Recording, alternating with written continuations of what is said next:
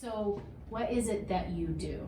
What is your job or what you do at the funeral home at Bunkers? My Yeah. personal responsibilities. So we have four different locations, and so we have 3 locations in Mesa and 1 in Gilbert, and I think I wear a number of hats in helping make sure everything runs smoothly on a high level, but also it's extremely important to our family that we maintain that family local feel. And so whereas I won't have the opportunity to take an individual family always from the beginning through the entire process and long after, I try to make sure that between one member of our family at least is involved in every aspect of the services for that family. So there's a side of my responsibilities that deal high level with our operations, and then there's also a side that deals with making sure we build those relationships with the families. Yeah, and so Bunkers, it sounds like you guys have built a team, like almost a family team that helps to help people as they come in the grieving process. And we have, in addition to our blood relatives, our staff, they're every bit as much family to us in a lot of ways, and we have the most incredible, empathetic, compassionate staff that I've seen. We're involved in several local and national organizations and things, and I really think that we've got such a wonderful staff and a group of people that come from a variety of backgrounds, from different cultures and everything, but we all speak the same common language of compassion, and we come together and make, I think, a pretty special team to give people the quality of service that they deserve. Yeah. So walk us through the process a little bit. Someone's passed away, mom or dad. Sure. Because we're calling this caring for mom and dad, but really anyway, anybody. One of the most common questions that people have when they call and mom or dad or somebody that they love is getting close to passing is just, what do we do? Yeah. What's that first step when we realize that mom or dad may have passed away? Very fair question. It's important to know what to do. And so depending on a couple of different scenarios will dictate that answer. So if mom or dad is under hospice care, then your first phone call will likely be to hospice. Hospice will then either come on site, most likely they'll come on site, and they'll visit with your family, and then they will communicate directly with us. I always encourage the family to allow hospice to contact us. Okay. And the reason for that is twofold, because there's some information that we'll need from hospice. And when a family's just lost somebody that they love, we don't want them tied up on the phone answering a number of questions. We want them to be able to be there as a family and enjoy those special moments together. And so we encourage hospice to call us for that reason, but also so our information and their information matches up. Okay. That's important as we go through different records and documents like the death certificate or permitting, that all of our information matches up together. So that's scenario one. If mom or dad is not under hospice care, then you would need to contact the police department. Okay. They would send somebody out on site, and then they would take it from there. Okay. Does the police department contact you? The police department sometimes contacts us. Okay. They'll contact the medical examiner and make sure that we have that to see if they would like to perform an examination or gather any additional information. And based on their interaction with the medical examiner, they'll either contact the funeral home at that point, or the individual will be taken into the care of the medical examiner. Okay. Would you say typically at an older age they'll come into our care versus the medical examiner? More and more deaths at this point are under hospice care than at any previous point, and so I imagine that will continue to be the case. Hospice is a rapidly growing service. They're wonderful people, and so more and more hospice is involved in the passing of an individual, but if not, then that's when the police would be contacted. Okay. What are some misconceptions? What are some misunderstandings people have about the process or what you guys do or how it works? Yeah, great question. I think a lot of it's not necessarily misconceptions, but just a fear of the unknown, the anxiety that comes with what's next. I haven't done this before.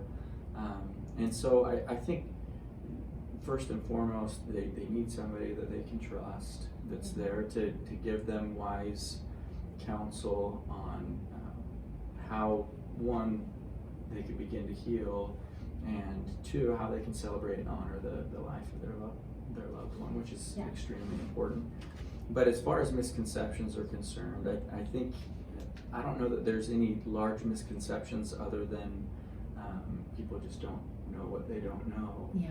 And I think one thing that's important is for people to understand that regardless of their wishes or their culture or their budget and their financial situation, we're committed to helping them honor their life and care for their loved one. And there's a wide spectrum of choices that can be made that can make sure that it fits the best circumstances for that family. Yeah, that's fantastic. Okay, so let's talk about what your friends or family would describe what you do for a living. What friends or family would, I think it depends which ones. Some of them, you know. What your kids say you do. Yeah, that's a unique thing too. To hear That's them funny. explain. I did ask my kids what they thought. Oh, you did? Yeah. Okay. Well, let's hear what you guys said. But it's also neat because, as I discussed earlier, it's neat to see our kids. It's neat for me to see my kids get a reverence for death at a young age. And I know that sounds odd and a little bit peculiar, but it's kind of the nature of what we do, and they have to have that as a reality of life. I think the most common question I get from people, and it's probably the same for Brooke, is how do you do this every day? Fair question. It does. There are days it gets heavy. I've had times where I've shut a door and broken down and thought I have nothing left to give. But you dig deep, and you find a way to put a brave face on, and you realize this isn't my loss. So it's selfish of me to act as if this is my loss. Our responsibility is to be there for the family and be a source of strength to them. And people will also ask, do you get desensitized to what you do? And the answer is absolutely not. If you did, then we'd stop being good at what we do. You have to feel those emotions and remember how deep those feelings are and how raw those feelings are. Granted, you get better at maybe transitioning emotionally. I can't go home and be sad dad every night. My kids, want to wrestle or whatever we want to do. And so you do learn better how to transition emotionally, be entirely there in that moment with the family, and then go home and be entirely there in that moment with your family. So, but I think as far as explaining what we do, hopefully our friends and family would describe it as a service, that we're there to serve and help people. And I think watching our dad and our grandfather, that certainly was what they were described as. So hopefully we're the same way. Yeah. So now I'm curious what your kids say that you do for a living. Well, I think people understand maybe a little bit more about what he does because it's a funeral home. They understand. I think a lot of people aren't really familiar with pre-planning and the insurance portion to it and that sort of thing. So when I asked my kids what they thought I did kind of more like what the funeral home does. And when people ask how do you do this all the time, luckily for pre-planning, it's not quite as heavy typically. But I do work out at our new cemetery too. So sometimes I'm with people more morning too. But and kids aren't always as tactful as you want them to be. So you get some interesting dynamics too. I remember when my daughter, she was probably 4 or 5 years old at the time, and she had a friend over and they were playing and playing house, and my daughter's driving the car to the cemetery, and I'm thinking, this is not normal for most kids, but that's what they see in their environment. So but like he said, I think that my kids have learned when I'm on a phone call, you need to be quiet, like this could Yeah. be an important phone call, because Right. sometimes people, if we've created a bond or whatever, Oh, they yeah. think they need to call me. Yeah, And I can, you know, Yeah. help them in the process, but, yeah, you know, and, you know, there's times that I do take, like I said, those difficult phone calls, Yeah. and it's important for them to know, or even to just be able to communicate to them, like, I dealt with some hard stuff today, so Yeah. I just want you to know that, like, right, you so know, that's why I and need my a kids gallon are of a little ice bit cream. older than- I'm just Yeah. kidding. That's why you can't touch Yeah, you touch gotta the cope chocolate somehow. chip. Yeah. Yeah. It's you know, but I think because my kids are a little older than his, like, I can Yeah. communicate those things to them, and, Yeah. and they're creating, you know, that empathy for Yeah, that life can be difficult for people. right, Mhm. and to treat everyone kindly, because you just don't know what Oh, people are isn't doing. that the truth? You Yeah. just don't know. Well, and I've always, even from the time I was younger, had this, I mean, at any point in time, had this desire to try to be kind to people, because I always think tomorrow that person could be sitting in our funeral home and had lost their mom, and how little would I feel Yeah. if I looked across and I had been impatient with them or honked at them the day before, You're or right. Yeah. well, I mean, Right, even the yeah. smallest of things that Mhm. that at such a tender time you want to make sure that you are treating people in a way that they say, that's somebody that I would trust to care for somebody I Yeah, love. yeah, Yeah. that's huge. Do Yeah. you, did you have fear of dying growing up around that much death, or was it You wanna more take that normal? one? I especially as a child, Oh, I really? think I did. Yeah, Okay. yeah. I definitely have experienced some, just Yeah. because I was. I mean, it's exposed normal to it. anyway, but Right. you guys were exposed Right, to it a I lot. was exposed to it. Yeah. And we were all exposed to it. Yeah. I tend to run a little more on the anxious side anyway, so Right. you know, that's a little more natural for me. Yeah. But yeah, I definitely. Because it is a did. reality too, that this Mhm. could be the last time I say goodbye to someone, because Right, you saw Right, it. yeah, yeah. Yeah, for me, certainly there, and it's not doesn't completely go away. Yeah, Right. We're involved with a number of tragic circumstances, Mhm. and it does change your perspective sometimes. It probably changes the way you parent a little bit. It changes the way Mhm. that the decisions that you make, because you're exposed to, a lot of times, the worst case scenario Mhm. of dangerous things or whatever it may be. And so, I do think it gives you a little added fear sometimes. Yeah. But, yeah, Yeah. I think for me, one of the things that's important for people to understand is that a service, a funeral service, a memorial service, a celebration of life, we've had people call it a party before Mhm. for the person that they love, and whatever the vernacular you use, Yeah. that's up to that family and what's best for them. But I think it's important for people to understand that those can look as different as the family wants them to. That they can be ultra traditional, what people are used to, and they can be extremely untraditional and unique and different. And the value of services come when they're personal, when they really reflect the life of that individual.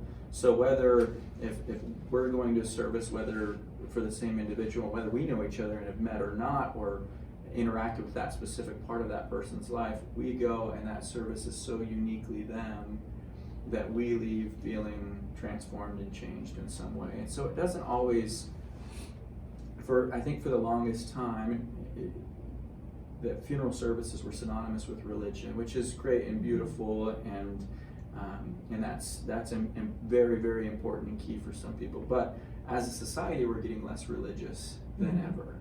And so with that, and people getting less religious, sometimes they have opted to not have services because they don't fit within that traditional box. okay, And we want people to understand that shouldn't always be the decision based on that, because you still had a beautiful, unique life that we're honoring, we're commemorating, and it can be completely different. It doesn't have to have religious overtones, or it can be a combination of both, and have some of those components, and then some very more lighthearted components as well. Like there are no rules. Yeah, Right. and we tell people if the way that we guide them through making those decisions and encourage them, if you had to picture what your loved one that we're honoring, if they were putting together an event to bring the people they love together, what would they want that to look like? What would they want people to eat? What would they want them to wear? What kind of music would they want to be played? What kind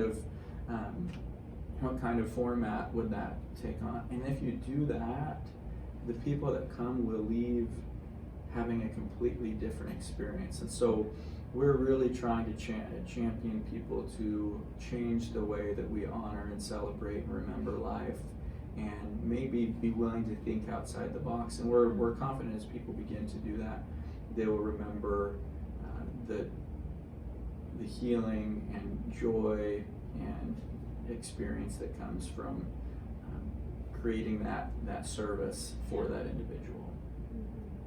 That's fantastic. Mm-hmm. Like seriously, I just hire a gospel choir and have a Dallas party. Like But the thing is, people always say that we always have these ideas in our mind of like what would be amazing if we were to. Yeah. But we rarely do it. Right. But if we started, Mm-hmm. and so you have these significant events that we have in our lives, whether it's a birth or a graduation or a marriage, and these large events are created around these significant events. But then we get to somebody passing, and more we're saying we just won't do anything. Yeah. And it's pretty tragic, in my personal opinion, because I think that is one of the transformative events that we have in our life, and we should put something together for that individual that helps, because the funerals are for the living, not necessarily for the for the dead. I always say that's the best, the highlight of death is when family comes together, because truly people typically make an effort to come And together. that's when you need each other most, Yeah. and that's when those relationships are most important and valuable, is when hard things happen. So and that's what, if you see our new facilities and things like that, the new funeral home that we built in Gilbert, it breaks pretty much every stereotype that you thought a funeral home can look like. Yeah, it's beautiful. And it was created entirely with the experience in mind, and it was crafted around what that experience can look like. So I think that's one thing that's really important to me that people understand, is that funeral services don't have to fit in a box. The only box they have to fit in is whatever the life of that person tells them it should look like. Yeah. And I'm seeing a shift, and I don't just, in what I do is not nearly as exposed, but even to cremation and stuff like that, I'm seeing a big shift where, so they're not having these open caskets and visitation type of things, but it is a little bit different. It is, and we're to the point in Maricopa County specifically, cremation's about 75%. So no it's kidding. It's a significant majority. Yeah. And we're not as concerned with whether people choose burial or cremation. That is entirely a personal decision. That is not a right or wrong decision, it's personal. But we do hope that regardless of that preference, that people will still take the time to celebrate life and gather and get together. Because what we do see, and more research is showing it, that as we get away from that, there is more compounding and unresolved grief, chronic grief that carries longer than it traditionally has. Yeah. Some closure to it. Is really important. Yeah, an opportunity to share memories and joy memories and and I don't know if all funerals are that way or this way, but a lot of funerals that I go, there is a grieving, but there is a joyous part. There is a remember how funny they were and how remember you always try to slam the door when you come to visit or whatever. Just the quirky things that you love and remember. There's a closure there. There's an important aspect, I think. Well, and every good funeral at some point, not every, but a lot of them, at one point you'll laugh, at one point you'll cry. Yeah. And you think of any experience you've ever had in your life where in the same hour you've laughed and you cried. Those are pretty meaningful, deep experiences. And so it's, to me, it's unfortunate when each individual life isn't honored in some form or fashion. Yeah. And Yeah. I think part of that, and we're just so busy in our lives that we forget to take time to do that. And when you have a ceremony, you know, for people that I've noticed, that day kind of becomes devoted to that person. And I take time to remember or to grieve, you know, but if you don't have that moment, I could go a year and not have that, and it's just still there. In pre-planning, that's something that I remind people of a lot of time. Yeah. Is just remember that this is not for you. This is for the people who love you, and that's really important to that. And I think one of the biggest misconceptions, getting back to that question, is that people, and Brooke probably runs into this even more than anyone, but people think they're doing their family a favor when they say, don't do anything for me, Right. just cremate me or just bury me in a pine box or whatever. Yeah. And I get that some of those things are a little bit tongue in cheek, but it really isn't necessarily a service to your family, and it isn't necessarily doing them any favors, because they love you, and they need that time to heal and adjust to a world without you. And there was some research done a while ago where people that said that, they asked them deeper, do you really hope people do nothing for you? And every single one of them said, well, I hope they'll do something. And again, getting back to what that looks like, that can be unique, but please do something. Honor the legacy that was. Get people together, go, whatever it is that's unique and it gives tribute to the life of that individual, just do something. I met with a lady recently who, you know, she's all worried about the logistics of, you know, family and getting there, and I just said, you know, I want you to know, as the granddaughter of a grandma who just passed away, you know, not too long ago, nothing could have been more important to me than to celebrate her life. So I want you to know your family wants to celebrate your life. I don't know anyone that sees it as a burden. Right. It just isn't seen as a burden. I mean, I know that is a thing with the aging. They don't want to be a burden. They don't right. That's very important. You hear that all the time. Yeah, but it's not to come to a funeral and to because you also find support there. Right. You find the support you need there. Right. You know, and we feel so alone and isolated in this world, and like we're the only ones feeling what we feel too often. Too often. It's never the truth. No, it's never the truth. and for most people, grandparents or parents or whatever it may be, they derive their most joy out of their family coming together. So it's ironic that, you know, you not want that to happen. Right. You know, when you pass, it's one of those last opportunities for those people to get together. And I think most of us think it's a privilege to attend an end of life ceremony, celebration, whatever you want to call it. It's a privilege to attend that, and it's an opportunity to put everything down and to support the people who need the most support, or to get support if they need the support. It brings community together in a way that things can't. It's a demonstration of love and respect, and so it's important. I've never felt it as a burden, and I've never, oh dang it, I have to go to a funeral. You know, I don't hear that. Sure. I don't hear that. You know. So what do you see as the greatest need for the aging population, and as the baby boomers age, or their children as they support them? Really, just being prepared. You know, like I've mentioned before, it's not something that most of us want to think about or talk about, but like I said, it's inevitable, and really, I think there's a huge burden that's lifted. I've had several people tell me, I've slept so much better since I got this taken care of. Or, you know, as they're, you know, pushing away their chair to leave, it's like, oh, I feel so much better now. So, really just being willing to have those conversations as a family, and being willing to take the step to plan. A lot of times it's just making that phone call, just, you know, doing it. Initiating it. Just initiating it. And to have that talk. If mom and dad want to have it, to not be reluctant, or if you need to have it, to be brave to have it. Okay, Bryce, what do you think? What do you think's the greatest need?